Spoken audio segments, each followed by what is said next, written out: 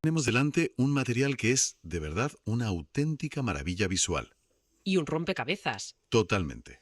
Son 3 cartas con un estilo muy denso, muy enigmático, que parecen sacadas de, no sé, un tratado de alquimia perdido o un oráculo antiguo. Sí, la estética es increíble. Las ilustraciones son muy, muy detalladas, con una ornamentación muy recargada, llena de símbolos que te invitan a perderte en ellos. A analizarlo, sí. Y hay una pista clave desde el principio. Están numeradas. Tenemos la 2, la 12 y la 13. Ajá. Y esto ya nos dice algo importante. No son imágenes sueltas, sino que son fragmentos de una historia. De un viaje. Claro. Nuestra misión hoy es intentar reconstruir esa narrativa a partir de estos 3 momentos clave. Claro, porque quedarnos solo en lo que se ve sería un poco superficial, ¿no? Sería como mirar la portada de un libro sin abrirlo. Exacto. Lo interesante es intentar leerlo, ver qué nos quiere contar de verdad. Vamos a sumergirnos en su lógica, a conectar los símbolos y a tratar de, bueno, de descifrar el sistema de pensamiento que hay detrás. Pues venga, vamos a ello. Empecemos por la primera, la carta número 2, la epístola alquímica. ¿Vale? La imagen central es potentísima. Un libro abierto que está como flotando sobre un hornillo, un atanor. Sí, La metáfora parece clara. El conocimiento, la teoría, encontrándose con la práctica, con la transformación. has dado en el clavo. El libro es la epístola, el conocimiento escrito, y el atanor es el laboratorio, el lugar donde las ideas se ponen a prueba, con fuego. Ya. Pero fíjate en el lema que enmarca la escena por debajo. Que el fuego sea siempre humano. Esta frase es la piedra angular de todo. ¿Por qué? Nos está diciendo que el fuego del que hablan no es solo el del hornillo, es una metáfora de una fuerza interior. Puede ser la pasión, el intelecto, la curiosidad, la chispa que nos mueve, ¿sabes? Entendido. Y justo debajo de ese lema hay como dos caminos que se nos presentan. Dos pergaminos. La duda de Valere y fragmento de Dodecmalale. Mm, Los nombres ya son toda una declaración de intenciones. Parecen dos fuerzas opuestas. y lo son. Esta carta nos está presentando la dualidad fundamental que va a mover todo el proceso. A ver, Por un lado, la duda de Valere. Viene acompañada de conceptos como pregunta, desafío, cuestionar, rebatimiento. Es, digamos, la vía del método científico. del escepticismo. Exacto, de la razón crítica, que lo desmenuza todo y no da nada por sentado. Vale, la mente analítica, el hemisferio izquierdo, por así decirlo. Sí, Y en el otro extremo, fragmento de Dodecmalale. Se asocia a talento, inspirar y desilusión. cuidado con esa última palabra. Ya, es una advertencia. Aquí hablamos de la creatividad, del chispazo intuitivo, del genio. Pero lo de desilusión es muy claro. Exacto. Nos dice que el camino de la inspiración pura también tiene sus abismos. La desilusión, el bloqueo creativo, la idea que parecía brillante y de repente, ¡puf!, se desvanece. Es la otra cara de la moneda del talento. Justo. O sea que la carta inicial no nos propone elegir un camino, sino que nos presenta las dos herramientas o las dos fuerzas con las que tendrá que trabajar el alquimista. Sí. Es el eterno debate entre la razón y la intuición, ¿no? El científico contra el artista. Justo. Y no es solo un punto de partida, es una advertencia desde el minuto uno. Te están diciendo, este viaje es como caminar por el filo de una navaja. Necesitas ambas fuerzas en equilibrio porque si te inclinas demasiado hacia un lado, te vas a caer. Una premonición, vaya. Totalmente. Una premonición de lo que está por venir.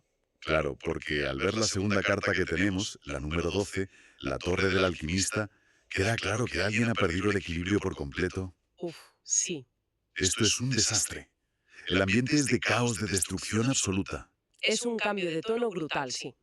Vemos la torre que además está construida sobre el mismo atanor de la primera carta. ¿Es verdad? Siendo partida en dos por un rayo, la conexión con la carta de la torre del tarot es evidente y totalmente intencionada. Sí, eso pensaba yo. En el tarot, la torre representa las estructuras rígidas que construimos, el ego, las creencias, las ambiciones, y el rayo es esa crisis o esa revelación que las hace saltar por los aires. Pero aquí hay un matiz que me parece crucial. Debajo del título pone Magnum Opus Concrisol, la gran obra. Mm, No dice que la obra termine aquí.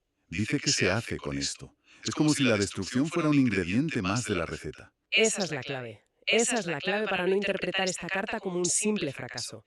La destrucción no es el fin, es una fase necesaria. Vale. El crisol es el recipiente que soporta las temperaturas más altas para purificar los metales. La torre, lo que habíamos construido, se convierte en el combustible para una purificación brutal. Lo superfluo se quema para que quede solo lo esencial. Aún así, la imagen es violenta. Y el lema, que el fuego sea siempre humano, se repite aquí en medio de las llamas y los escombros. Sí, ¿Cómo se mantiene la humanidad en un momento así? Y además, que pintan esas manos esqueléticas que surgen de la base. Dan muy mal rollo. la repetición del lema en el peor momento posible es lo que le da profundidad. Actúa como un ancla. Incluso cuando todo tu mundo se viene abajo, la prueba consiste en que esa chispa interna, tu esencia, no se apague. Ya. Y las manos esqueléticas son fascinantes.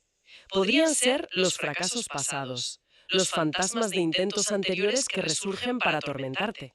Podría ser. O una interpretación que me gusta más, podrían simbolizar la estructura ósea, lo único que queda en pie cuando todo lo demás ha sido consumido por el fuego, lo fundamental. Vale, ¿y si esta crisis es la consecuencia de perder el equilibrio de la primera carta?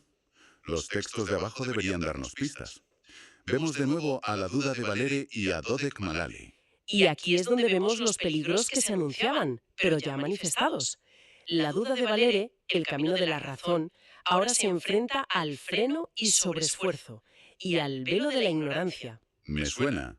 Es la parálisis por análisis, ¿no? Exacto. Como cuando quieres comprar, no sé, una cafetera. Abres 20 pestañas en el navegador para comparar modelos y al final, totalmente agobiado, no compras ninguna.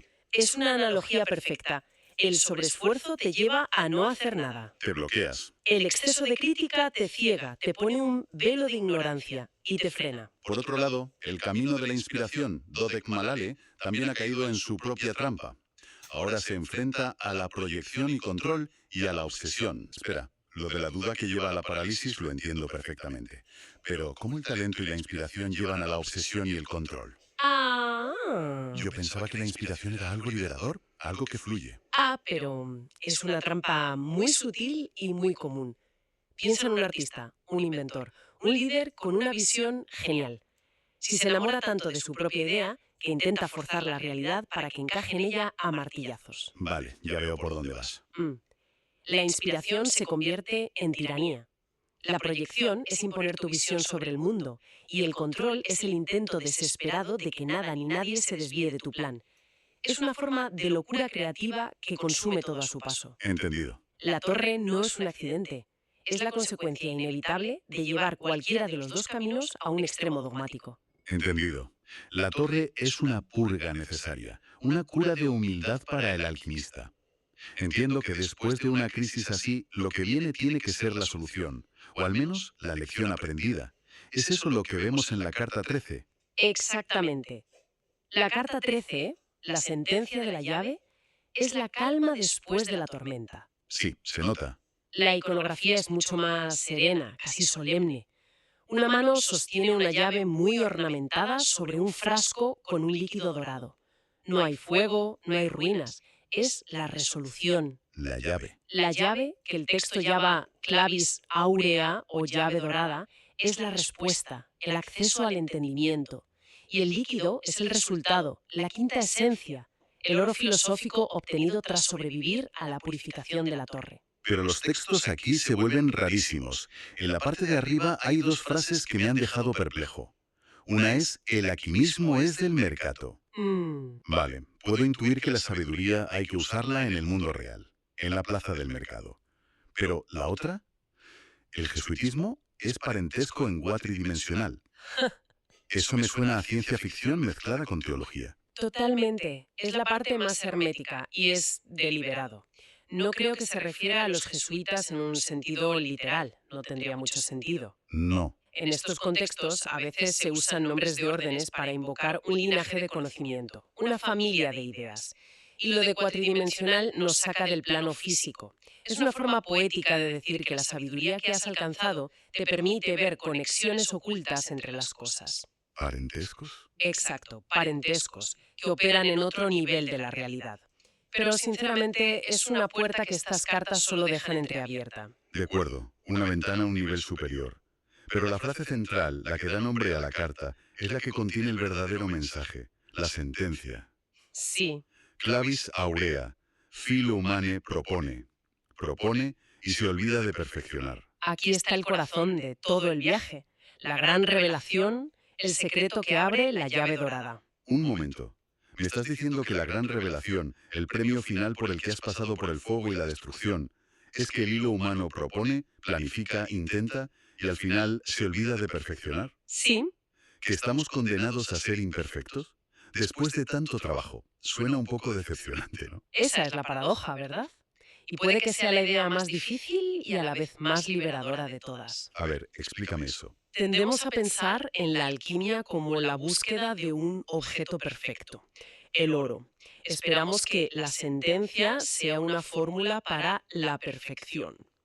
Pero la sabiduría final de este sistema es precisamente lo contrario. O sea, Nos dice que en nuestra naturaleza, en nuestro hilo humano, está el impulso de crear, pero también una incapacidad fundamental para alcanzar una perfección estática, definitiva. Y la palabra sellado en la esquina lo confirma. Este es el veredicto final.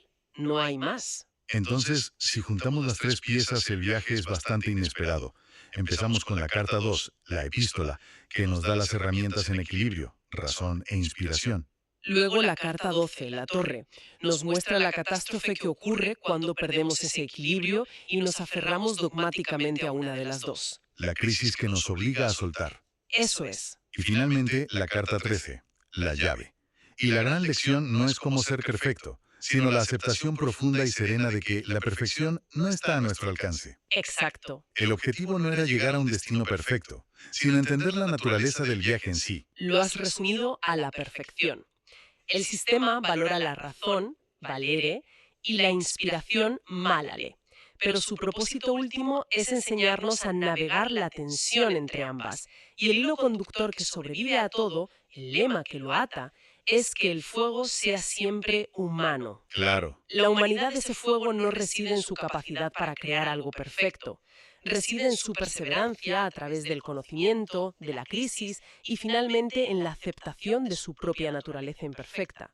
La gran obra no transmuta el plomo en oro, transmuta la visión del alquimista sobre sí mismo. Está claro que estas tres cartas son solo un fragmento de un universo filosófico mucho más grande. Un sistema de pensamiento complejo y lleno de matices, condensado en estas imágenes tan potentes. Y me gustaría cerrar con una última vuelta de tuerca a esa sentencia final, a esa idea que al principio te sonaba decepcionante. A ver, El hecho de que el hilo humano se olvida de perfeccionar. Y si miramos esa frase no como una condena, sino como una descripción de lo que nos hace creativos y dinámicos, la perfección es un estado final, es la muerte. Un círculo perfecto no puede crecer ni cambiar. es un punto de vista interesante. Quizás la verdadera gran obra alquímica no consiste en fabricar ese círculo perfecto, sino en aprender a amar nuestro proceso constante de proponer, fallar, aprender y volver a proponer. Esto plantea una pregunta interesante para cualquiera que esté inmerso en un proceso creativo o de aprendizaje.